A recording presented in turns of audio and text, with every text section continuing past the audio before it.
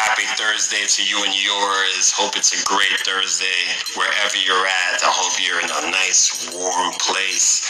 I have to say, just coming back from LA a couple of weeks ago at this point, it's such a change, man. I went from really nice, warm weather into chill weather into the bitter cold back again. So, Hey, what's good, Mamba? How you doing? I am well. Hope you're doing well. Yeah, man. So, long story less long. I hope you guys are in a nice, warm, comfortable environment. I hope you guys are having a great Thursday. I hope your week has been exceptional up to this point. We have an exceptional show for you guys tonight. Really excited. This is, at this point, I think, season 5 of the Next Conversation series since I started doing it back in 2016. It was more in person. Ever since the pandemic hit, it's been a lot more virtual. So I'm hoping to get back in front of a live audience pretty soon. I think that will happen way sooner than later. But yeah, for now, we're doing it on IG Live. We got an outstanding artist we're going to talk to in a quick second. Incredible, super dope project. We're going to get into it. And I think the time has come because I've seen the guest in person on my feed. I believe I have a request from him that I can now bring him into. And we're going to get into it. Let's see. Yes, there he is. There he is. Let's go. Let's get to it. Architect with the, yeah, voice. I know. Let's see. There he is. What's up, man? Let me put my thing back, because apparently it was way forward. Beautiful. Here we go. There we go. Co, can you see me? Yeah, I see you, man. I see you. Yeah, because I was all up in the picture. I was all up in the frame. I decided to put you back real quick. So, before I get into pleasantries, man, let me introduce you properly. Let me introduce this thing of ours really properly. So let's get to it. Ladies and gentlemen, my name is Jason Andre Roberts, aka CONQUEST. I am a artist, lyricist, songwriter, producer, content creator, speaker, enthusiast, Christian, husband, father, and yes, this here host of the Next Conversation series, where artists like myself interview artists like the guy below. Creators like myself interview creators like the guy below. And on this Thursday, March 3rd, ladies and gentlemen, we're about to get into it with one of my favorite artists from the New York area. And I feel like I'm just minimizing, just breaking down a locale from where he's from, because this guy's global, bro. Like, this is what he's done and what he's continuing to do should be on an international stage. And I pray and I have faith that it will be, because my man dropped one of them ones in 2022, man. We getting the year started off right. So without further ado, ladies and gentlemen, we're about to get into it with the one and only, with the singer, songwriter, rapper, producer, complete artist. Ladies and gentlemen, I need clapping emojis, I need rocket emojis, I need fist emojis, whatever emojis you have at your disposal. And let's welcome to the NCS one, Co Campbell. Clap it up, ladies and gentlemen. Yeah, thank you, man. Thank you, bro. And quick disclaimer, this is the second time Co has been on the NCS. Actually, this is his third time. The third time on the NCS. The first time we ever got together was him. It was Chris Morgan. It was O'Dane Wilby. Yep. And it was Andre Bird. So this is the third time. And then the second time was about maybe a year ago. And we're going to break down that year, because that kind of like bridges the gap between that time and now with the new project. So again, Co, welcome to it. Welcome to the NCS. First and foremost, man, how are you feeling? How you doing? How's everything? Hey, man, first of all, thank you for having me on here, man. I feel incredible, man. I feel great. I feel a little accomplished that I was able to drop this project, man. Shout outs to the coworkers, my whole team that actually pushed me and helped me to put this project out, man. If y'all don't know, it dropped on the 25th. And it's been incredible. The responses that I've been getting from the performances, from the music, it's been really great, man. So I feel great. So what's the name of the project? I mean, I know, you know, but what does let the world know what the name of the project is? Oh, for sure. For those of you that don't know, I just put out an album called The Hope Album. It's called Hope, man. It's called The Hope Album. Yo, I got like some tough records on there, man. It's just a good body of work that I produced it all myself. So I just feel great that I was able to put out this body of work, man. That's dope. And bro, we're gonna nerd out when it comes to this project, because you know us being big music nerds and aficionados and creators like ourselves, we're gonna really break this down, and then we're gonna talk about some things that surrounding the project, including an upcoming show that you're doing this Saturday. We're gonna get into all of that. Let's go. But and I'll just see from based on the comments, everybody's heard it. A lot of people have heard it, and a lot of people love it. A lot of people have anticipated it. So I think the first question I want to send to you like this is very simple, honestly, especially me being an artist myself. What inspired, like what was the message, or what was the feeling, or what was that moment when you were like, okay, I'm getting into album mode, I'm getting into project mode, you know, because it's been a couple of years in between projects. So what was that ignition to get you started? Oh man, what was the ignition to get me started? Man, I've been on this thing for a long time. You know what I'm saying? As far as the music, as far as production, I've been producing, like hands-on producing, for the last 4 or 5 years. Been just heavy on production because I've already been singing and songwriting, but the production aspect of it, I've been like really taking seriously because I felt like I was always a producer, but it was time to show that. And there was a label that I was supposed to sign with. I won't go into the name of that label, but I was supposed to sign with this label, and this label wanted, basically, long story short, wanted my masters, and I just wasn't going down for that. So the day I was getting ready to sign, I just I said I can't do it. You know what I'm saying? And at that point, I just got out of contract with my former manager, and I was totally a free agent, and so I had to figure it out. So I said, you know what? I'm going to produce my own music, and I'm gonna create my own situation. So I started building about 5 years ago. And then next thing you know, after a lot of hard work and a lot of building, I finally got into a rhythm of finding myself in production. And that's where Safe With You came out, when I finally put that song out. That was produced by me completely. And then I felt like finally was like, yo, I can put out my own music that I produced. And then I got to feel people's responses from Safe With You. And I was like, oh, shoot, this is... Right, you were like on a good trajectory. Yeah, that was like the guinea pig, like, okay, you know what I'm saying? I can do this. I can do this. This is official. I can do this. But let me ask you this. So you were in a situation where you may have been able to sign with another label, and you had the question about you signing with them was that the ownership of your masters would become an issue. And that's not something that you wanted to do. By that point, was there new music done that we'll never see, or was it like based on past music that you had before? Like, hey, we're going to start this thing, this new relationship, this partnership with you, or relationship. Probably wasn't a partnership, but either way, you were going to get into this new thing. Yeah. But did that mean that you were going to give up the music that you had produced before, or was it a situation where you had produced a body of work, and now when it was time to get out there, they would have this type of ownership? It's a great question. Thank God I didn't make any music with them yet. This was supposed to be a fresh partnership. Okay. And luckily, I didn't have to make any music. I didn't make any music. They wanted to sign me. They was ready to try to make moves and everything like that. I didn't have to worry about any work being done with them. I had never worked with them to this capacity where I'm like one of their artists. You know what I'm saying? And I didn't want to be anybody's artist. I wanted to be partners, and the contract didn't express that, and we didn't create any music yet. So I was like, I'm not even going to sign this, because this is going to be a headache for y'all and for me if I sign this thing. So that's not happening. So that's a fact. Yeah. No, I'm with it, and I respect it a lot, because again, the way the music business is set up, if it's not something that's really beneficial to the artist, then what's the point?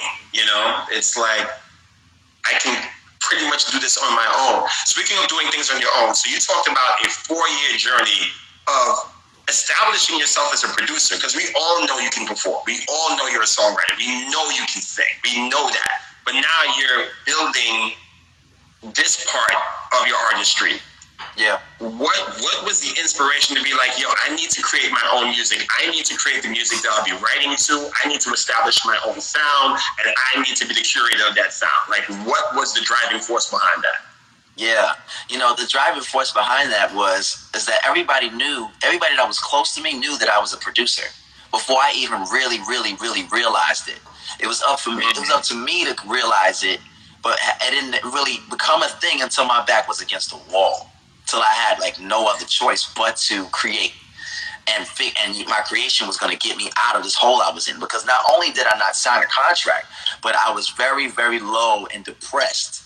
And for the first time, I had just a few seconds of a thought that I wasn't meant to be an artist. Just a few seconds, but those few seconds felt so long, and I couldn't believe that I actually thought it. Like I was like, I can't believe that, and I was like, oh no, this has to change. Oh, so this is crazy. You know what I'm saying? So I started like getting into production one piece at a time, one little piece of equipment at a time. Started from a laptop, and then I got some headphones, and then I got an interface, and then I got a microphone from my cousin that was like a cheap microphone, and I just went and just started building. And with that cheap microphone and that cheap interface and that laptop and the headphones, I had no speakers. Safety was birthed. And then I was able to like start to really create other things and invest in other ways to create music. So so that's pretty much it with that, bro. That's dope. That's dope. And you know what? It's great because obviously preparing for this interview, not only did I hear the album or listen to the album or stream the album, I also went back to the previous project, Conqueror. And it is a marked difference where, Conquer was very percussion and synth heavy and stuff like that. Still a great project to this day. But you can tell that Hope and Conquer have two distinct identities production-wise. Where I feel like on a lot of these songs, if not all of these songs, you really did a great job of using your own voice as an instrument. It's like just, and I'm assuming that was purposeful in your journey in making a signature sound. So it's almost like there's no way you can't tell that's a Co Campbell record because of all the elements that surround it. Like, what made you feel confident enough to know that your voice, outside of it being a lead vocal, could literally add to the musical bed of every song that you wrote? That's a great question, man, and a great observation. This is you're really good at this. This is really good. I'm trying. Oh, man. Well, I learned from Chris Morgan, who was one of the people that really helped me a lot in my artistry. He was one of those people that told me that you start with what you're really good at first.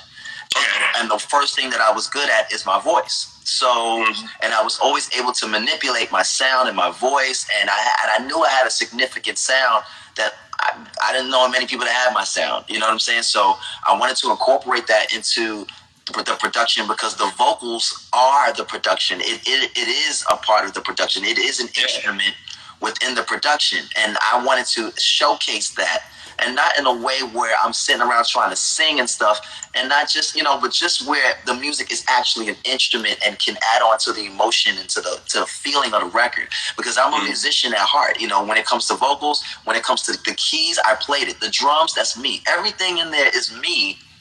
But it all starts with the melodies, and those melodies come from. I don't run out of melodies. I thank God for that. I may go on a lyric. I may go lyrically like. You're gonna be a writer's block, but melodies are always coming. Yeah. The melodies are always there. So I could come with melodies from what I heard when I was a kid. Melodies from when. All different types of stuff. And so it started off with a melody, and then a bass line, and then drums, and then more vocals, and then another thing. And then it just starts to build into its own character. You know what I'm saying? Yo, it's funny as you say that. It's funny. And I don't know if you've ever seen it. So, wow, it's so crazy that you're saying that now. Because when my wife and I were on vacation in LA a couple of weeks ago, we were in the hotel room, and my wife had the TV on, and it was a documentary on Motown. Yeah. And it got to a part where they were breaking down Marvin Gaye's production style and how he layered vocals. He had a lead vocal and a second lead vocal. Yeah. And my wife was watching this, and she's just like, "Wait, I didn't know all of this was in the song." And, right. and truth be told, when I was watching the breakdown, there were a couple of things. I think the song being broken down was "What's Going On." Actually, was the song being broken down, and it's just like, wait, he had a whole conversation in the song. Like, what? You know what I'm saying? Just the genius of it, and just how certain subtle things can be comprised of a multitude of layered ideas. Exactly. You know? And the thing is, I mentioned that because in listening to Hope, the music sounds like a lot without feeling like it's a lot. Does that make sense to you? A lot of sense. A lot of sense. It's a lot of sense because I did not want to overproduce the project. I like to leave space for thought and leave space for other creatives to create, even when they're listening.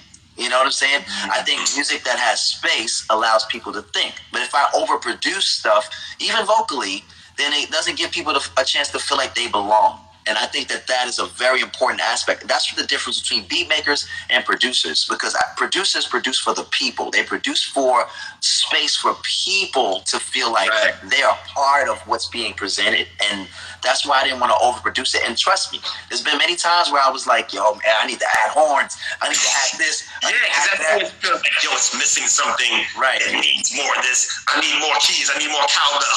You know what I'm saying? It don't need any more than what you got right now, you know. So that's really great restraint and really great observation on your part. Speaking of observation, let's talk about the album itself. Let's talk about these 6 songs. Now, I gotta say this. I know what you're gonna say. Go ahead. One critique of this album. I do have one critique. I already know where you're going with this. And the critique, in a way, it's also a big up as well. It's a pro and a con intertwined. It's like, it's so good and yet so short at the same time. It's just like, oh man, I wanted more. Like, let's talk about one song, Too Busy Living. Yeah. Woo. Yeah. I was mad because I'm not really paying attention to the time. I'm grooving, I'm rocking to it, I'm loving the lyricism, I'm loving the purposefulness of the song and the message is projecting, and then all of a sudden it's over. And I'm like, what? And then I realized, a lot of these songs are not even more than 4 minutes long, and I'm just like, but at the same time, it's still genius that you did that. So, since we're here, let's talk about Too Busy Living, because the thing I really appreciate about this record too, outside of its length or lack thereof, is the fact that you really made a point to say that, listen, you know, I'm around a nasty environment, and I can't be around people who think the same. I'm purposeful in my methods, in my movements, and then you're doing all these socially aware observations in this song. So where did this record come from? Well, originally, I'll be honest with you. Originally, it wasn't a song. It was a rap. I was rapping. Right. I mean, it's a song, but yes, you're definitely rapping on this record. I'm sorry if I didn't mention that. Yes, you are. Yes, you're doing the sing-songy floor rap going on thing. Type of thing.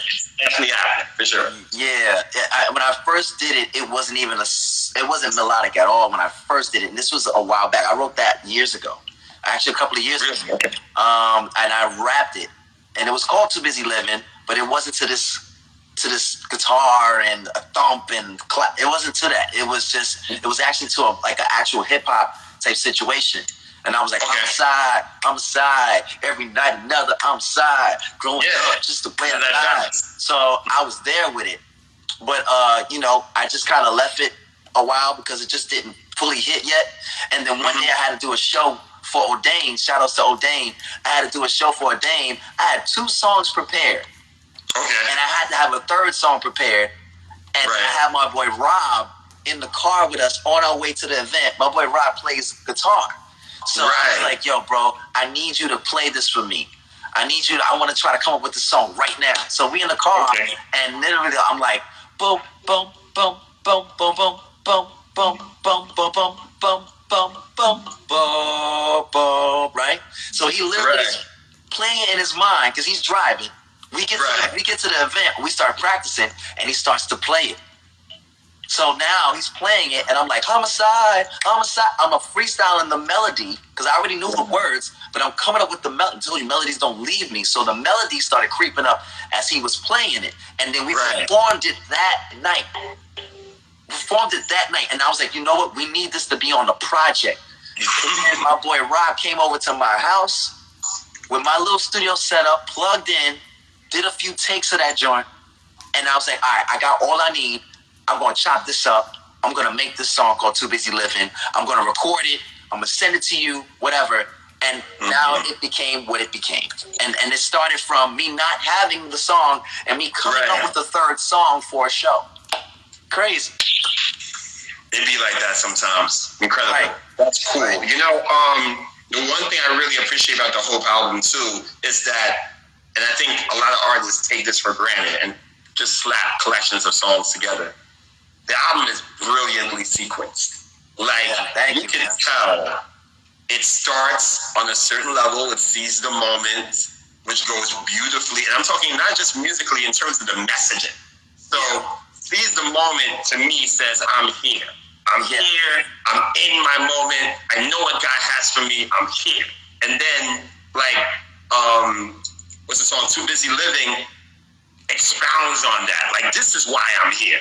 You know, and then also coming off the last verse of Too Busy Living, where it talks about all the stuff that's happening in the world, you go right into Hope, which expounds on, you know what I'm saying? And it just flows. And then, you know, it's like, now that I got Hope, you get more vulnerable. You talk about safe with you, talk about the relationships and all that other stuff. It's just like, again, in 6 songs, you really take us on a journey. Yeah. Is that safe to say that was purposeful, or is it just, or just God ordained? No, it was purposeful. Shout outs to my team. Shout outs to the coworkers. My team has really helped me with the sequencing of this thing, man. Too Busy Living was supposed to be an interlude, and it ended up not being an interlude because it just started to make sense that it needed to come after Seize the Moment and into Hope and into Save You and into the Pure Love vibes. You know what I'm saying? And then we going into my only ballad, real ballad of the album, which is Small. Right. So yeah, that was purposeful. That's dope. That's dope. So here's the thing. So the first offering from this project, before people may have or may not have realized the project was coming, was Safe With You, right? So Safe With You came out in what, 2020, right? And now we have the album 2 years later, and we had a video in between all of that. Right. Why did it take so long in between the first single and the album coming? The reason why it took long is a great question. The reason why it took so long is because I'm literally wearing all the hats. And the thing is that, like, even though I'm singing, I'm songwriting, I'm producing, I'm mixing, I'm mastering, I'm doing it all. Mm-hmm. That right there takes a lot of time. And as glorious as it sounds, it's a lot of work, man, to wear 4 and 5 different hats. And then, you know, when I got more towards the end of my journey, like the last 3 months or so, that all of a sudden God started putting together this amazing team that made sure my album dropped on the 25th. You know, but it took long because I was literally trying to juggle these positions, and I knew that I needed a single to come out, and that already took its time. And then, you know, then we had a video come out in 2021. So then that comes out for the summer vibes, and we put that together. Shout out to Lex, who hooked me up with that videographer. Shout out to Tim Hunt. And we got that going. So it just wearing all these hats. And at times it wasn't fun, but then I had to realize that I have the ability to wear the hats, and I need to be grateful and just go through the process, man. I'm like, it's gonna come out when it comes out.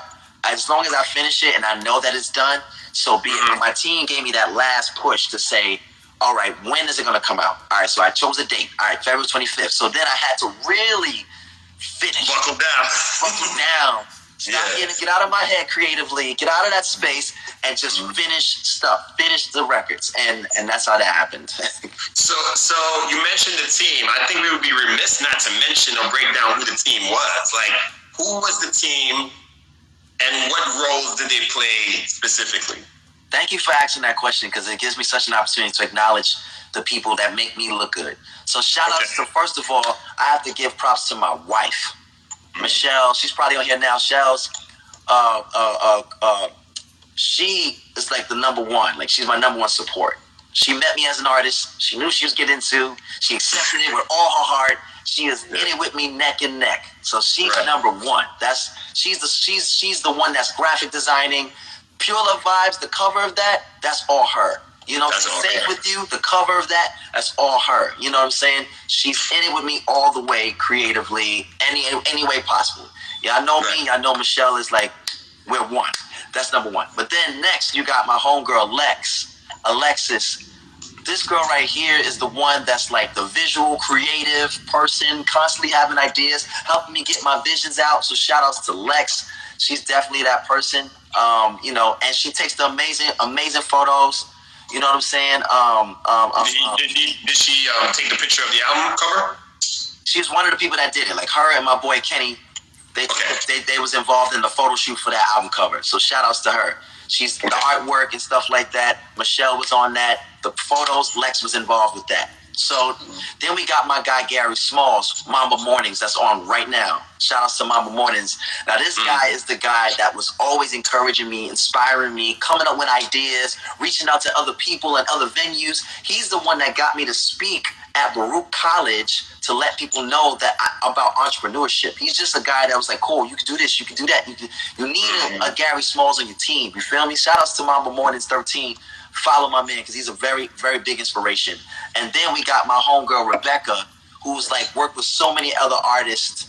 You know what I'm saying? From just having merch, helping with events and stuff like that. She's like the event planner, PR type person, and she definitely was instrumental in me getting stuff done and moving on that, man.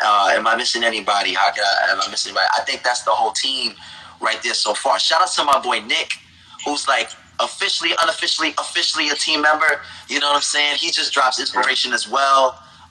You know, so these guys have played a major part in me making this happen, man. And I couldn't do it without them. No, that's incredible. Ladies and gentlemen, you're watching the Next Conversation series. I am Conquest. That is Co Campbell. Album out right now. Hope it's on all streaming platforms. Make sure you download it. Yeah, you can stream it, but really, download that bad boy. You know, that helps a lot.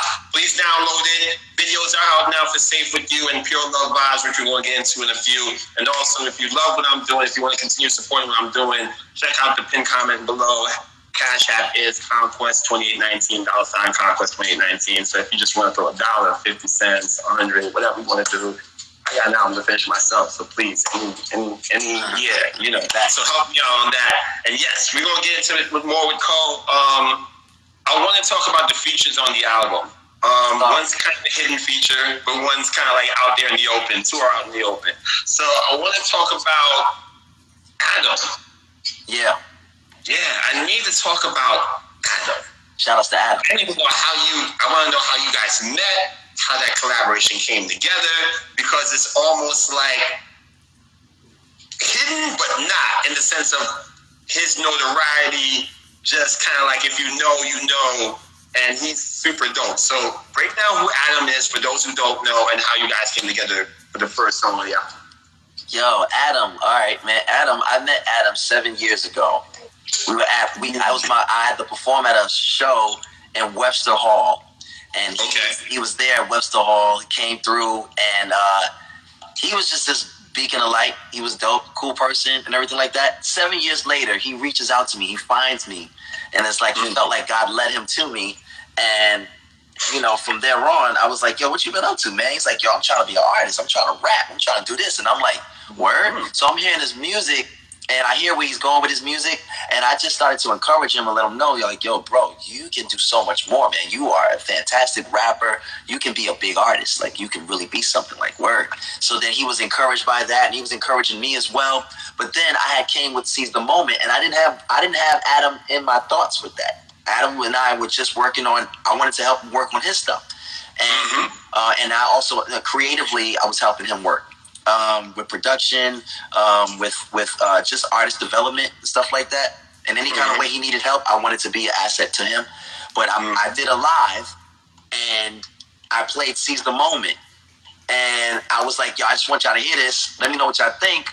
And Adam was on the joint and was like, yo, I need to be on this. I need to be on this, whatever. So I was like, word? I was like, all right, I'm going to give you a shot. I want to hear what you can do with this. But man, this song cannot be the rappity song. You got to be able to rap straightforward. And he was like, okay, I can do that. He went to the studio. He got his verse. He sent it to me. I was like, this is it. That's the one.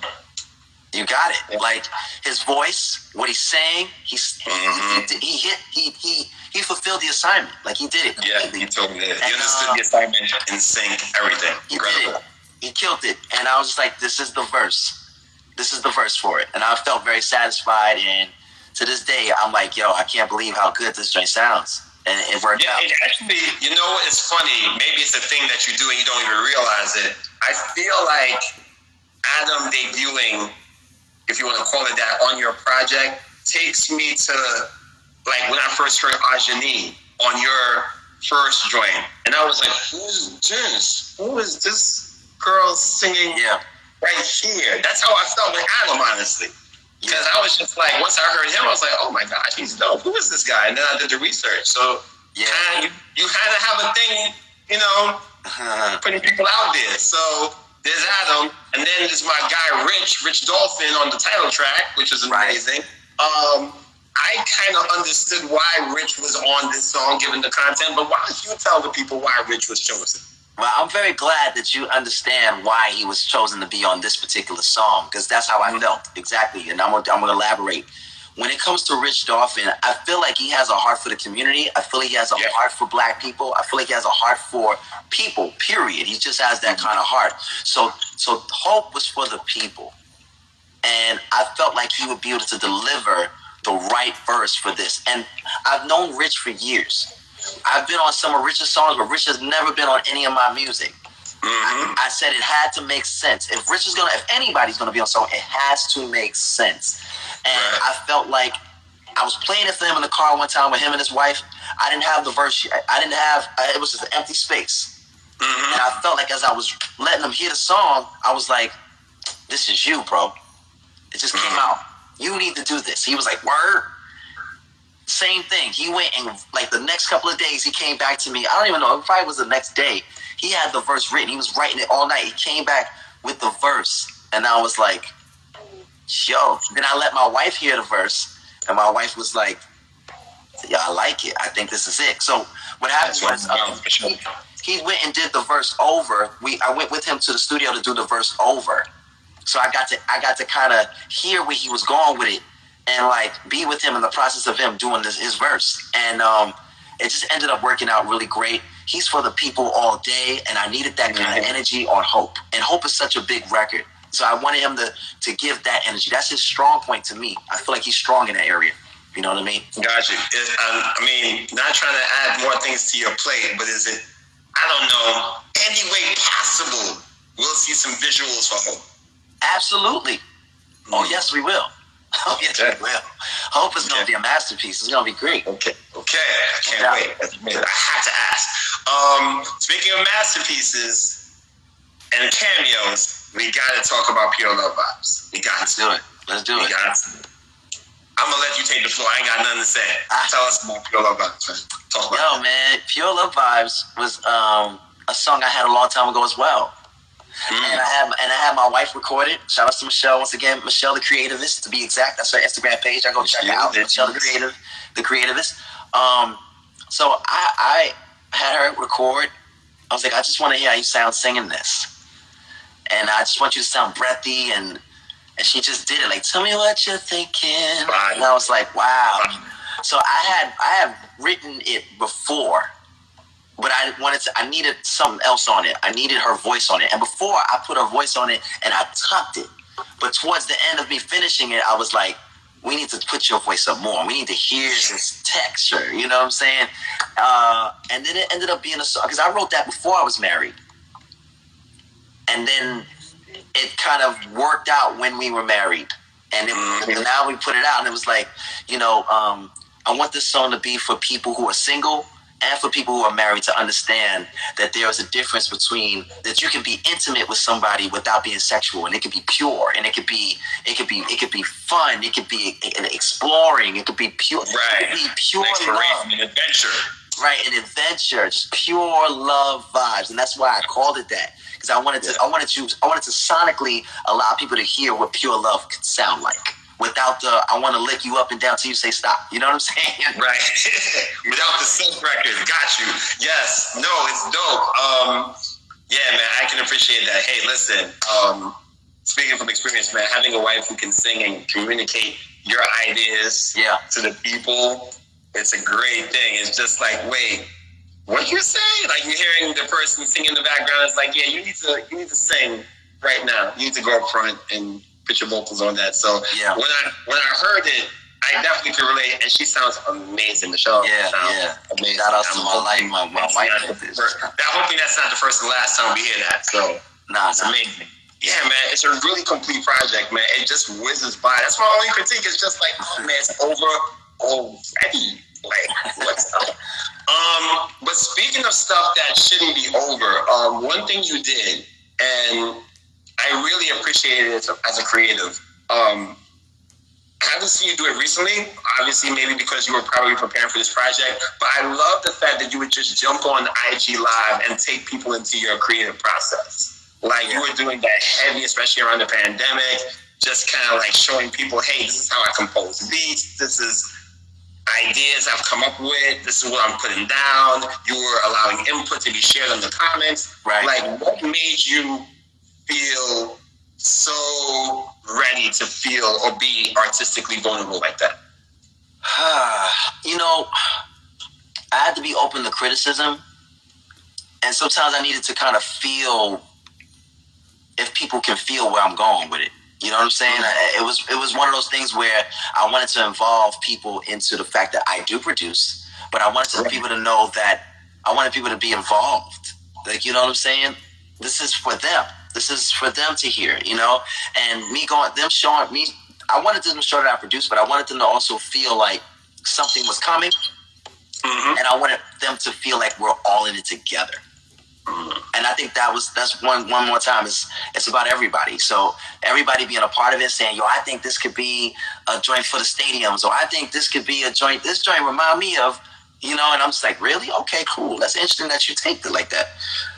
So it helped me to understand how I want to portray my music, how I want to bring it out, how I want to present it. And it was just for feedback. And, you know, I always promote good feedback, you know, good criticism, good constructive criticism. And luckily it's been nothing but good vibes. Everybody was like, yo, we love this. Oh, thank you for sharing this. And then people had questions, and I was able to answer, and it was interactive. So that's fun. I can't wait to get back on that again. You know what I'm saying? Yeah, we look forward to that, man. Definitely. One last question in regards to the whole album before we move on to, you know, eventual live performances, including the ones you got coming up on Saturday.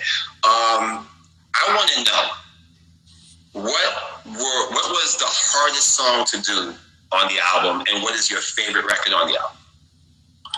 Oh, man. The hardest song to do. Like the hardest one to create, put together.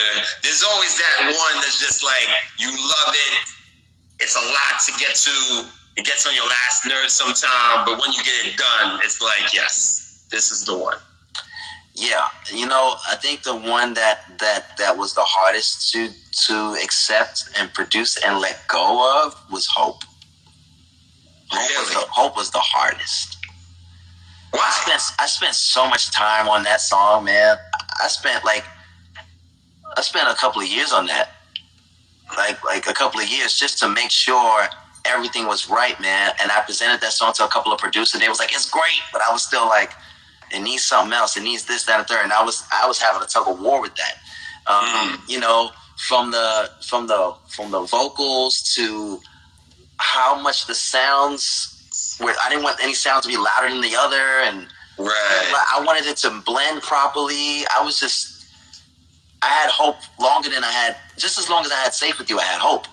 And it was just like a real hard process. And I was married to the sounds, and I had to kind of unhear and then here again, and it was such a weird experience. But Hope was the hardest one, just because it was one of the oldest songs.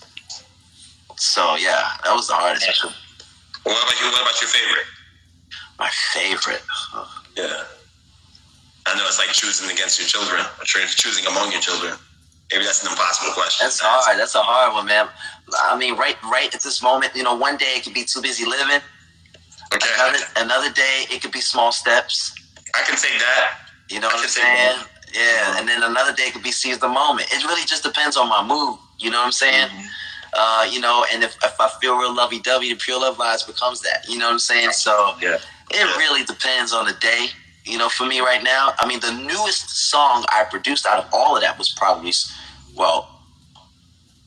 Too Busy Living and Small Steps. Those are the two last ones. And I have a new love for them songs. You know what I'm saying? So it varies. Small Steps is beautiful, man. Small Steps. I didn't get a chance to really break that down, but Small Steps is really a great closer, very contemplative, and really sums up the rest of the album, honestly. Again, the project is brilliantly sequenced, especially for 6 songs. You can go right or go completely wrong with 6 songs, you know what I'm saying?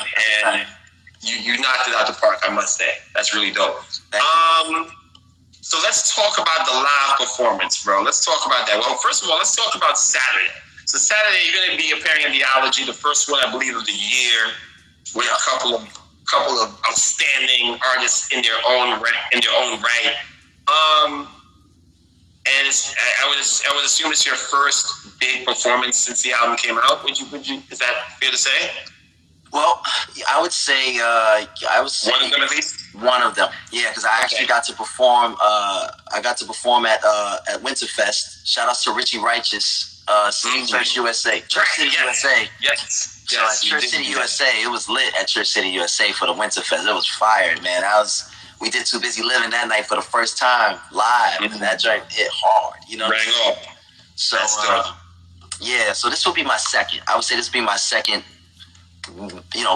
event like that. You know what I'm saying? I did do a few performances between, but Richie Righteous was one, and now we're gonna be at the Ology this Saturday, so I'm excited. So what should we expect? Yo, man, you're gonna expect a different code, man. You're gonna expect performance, because I believe in performance.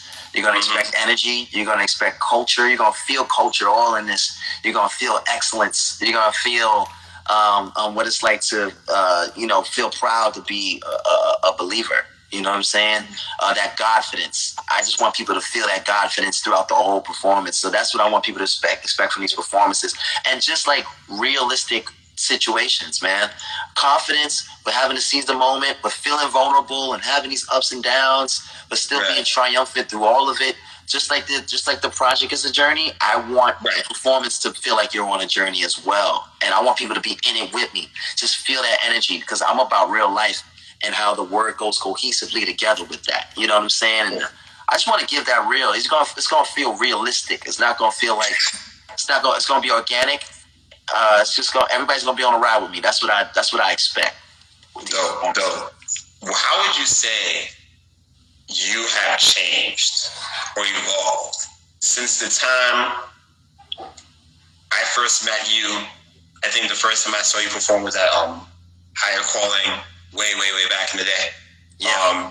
So now, how would you sum up the evolution of Co Campbell from then till now? Well, from then, I was just a singer-songwriter, clearly. Now I'm singer-songwriter, rapper, producer.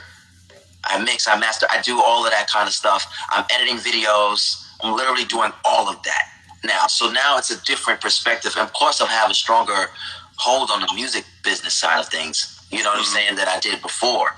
So, and I understand people better. I understand relationships better. I understand life better. Much more has happened from that time to now. There's so many changes that has happened in my life.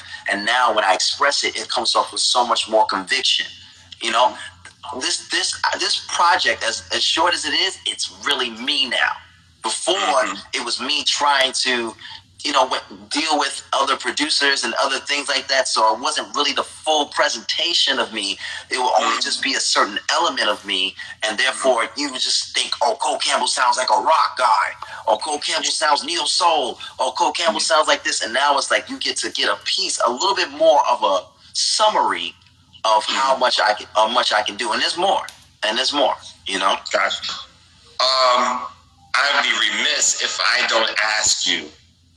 And we're coming down to the end of it, but I definitely have these few set of questions. I really want to talk about two key relationships in your life that I'm sure has fashioned a lot of the stuff that you've been working on and have come up with up to this point. I really want to get in first with you with your relationship with God at this point and how that's manifested since then. And then obviously we got to talk about the latest relationship that you've solidified even to the highest extent as far as your relationship with Michelle, getting married recently, being a newlywed still. Yeah. How is all of that coalesced together? Man, God is showing me and showing me who He created me to be in this process. And it's like He's outdoing Himself. And the more I surrender, the more He shows Himself so mighty and so strong in my life, bro. Like even now, I just feel it because it's like I doubted myself for so long, bro. And the Lord had His way of showing me and assuring me that I have it, that He gave it to me. And it's my responsibility to show it off to the world, show God's light to the world. You know what I'm saying? So God has been revealing me to me.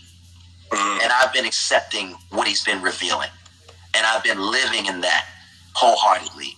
Not to cut you on purpose, but obviously cut you. But my thing is, where did the doubt come from? And I'm saying that as a fan, as someone who knows you, who's seen you work, who's seen you build yourself as an artist. Yeah.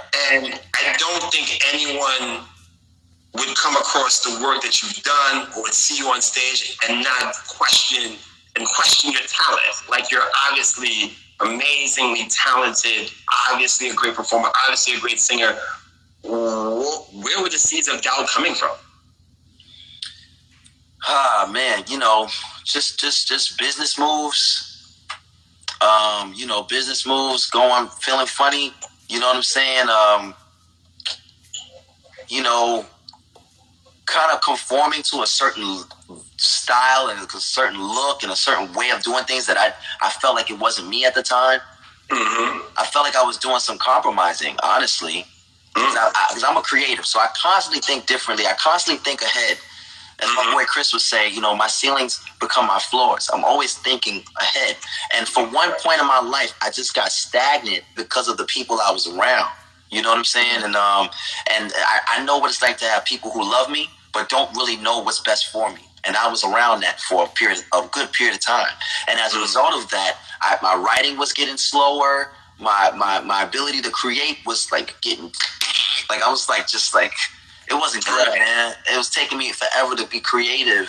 And I just lost my confidence in what I was capable of doing. And I was really not giving my best. So I had to leave some of those people and get away from some of the crutches in order for me to be able to really find my strength again. You know what I mean? And heal and come back. There's a lot of stuff on the back end. Like I told you, with the label I almost signed to. You know what I'm saying? And them thinking that they can actually own my masters. I had a moment where I was like, what? I have moments I was like, you got to be kidding me. This is where it comes to, where I'm not respected to a point where you thinking you're going to own my masters? Well, that's crazy. I got to do something about that. I need to get back in my bag. God, help me find myself. Help me find myself, because obviously I've lost myself. I've lost myself as a musician. I've lost myself as a singer. I've lost myself as a songwriter, but the melodies never left. So I always had those melodies to hold on to, but I had situations in doubt. On stage and stuff, I could always look like I got it together. I was taught that. Shout outs to Bishop Michelle White, the late Bishop Michelle White, who taught me how to make things look good even at my worst. But the truth is, inside, I had a lot of doubt, a lot of fear, a lot of anxiety. A whole lot of that kind of stuff was ruling my life. And I had to take the crutches away and start over for me to finally accumulate myself again. And without the Lord, I wouldn't have been able to do that at all. Amen.